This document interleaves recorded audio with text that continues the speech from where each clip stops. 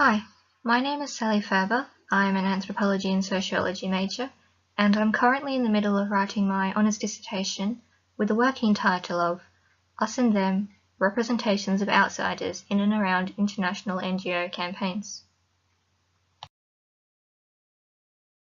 My current research question guiding the project is, how are in-groups and others represented in comments about international NGO advertisements on Facebook?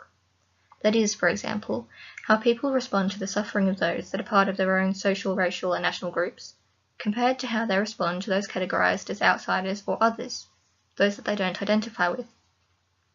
The aim of my project was to select 3 Facebook video posts from different international humanitarian organisations, which would make up the 3 case studies within my thesis as shown here. From each post, I selected a section of the comment thread to categorise and analyse according to in-out group relations.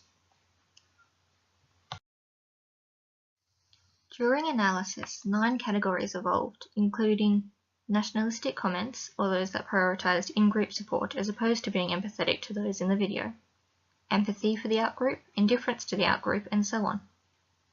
For example, to explain further, a nationalistic or in-group support comment would infer, I'm not going to donate to them when there are people here, people of my own in-group, that need it too, or more. My method of discourse analysis and the interpretation of comments went well. However, I initially intended to collect samples from comments listed as most relevant on Facebook, but had to modify this method to obtain an adequate sample size from the Oxfam post, switching to all comments and including replies to original comments. Use of Microsoft's OneNote program as a data collection and archive device was initially fantastic. However, late in the analysis process, system updates resulted in the loss of some of my categorization work. Thankfully, I saved multiple copies in different formats, and as I said, this was late in the process, so there was no big disaster despite my initial panic. My challenge at present is to make sure that I look at and write up my analysis in terms of in-out group relations and othering, rather than getting too caught up in all of the other interesting terms and themes that I've uncovered.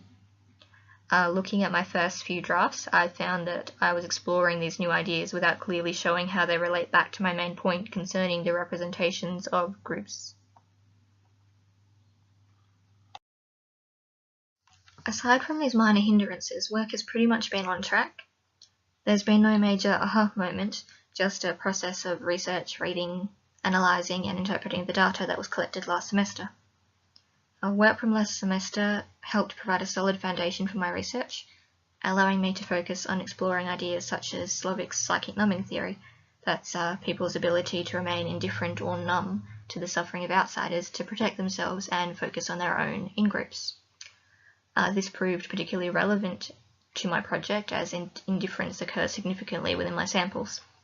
Looking back at this was probably one of the most exciting moments, linking a theory to an initial finding.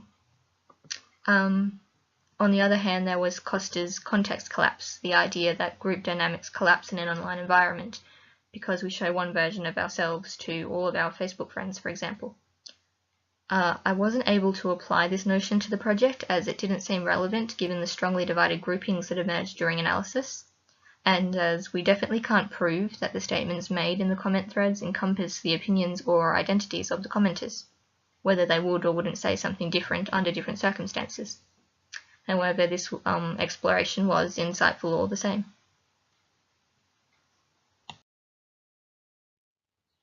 The task and challenge at present includes redrafting a literature review to include the new information uncovered, text that I used to support what was found during analysis, redrafting the core chapters, ensuring that I use language that relates back to my research question, and developing the conclusions, not only stating the findings of each case study, but what the data says as a whole after having unpacked and individually analysed so many themes.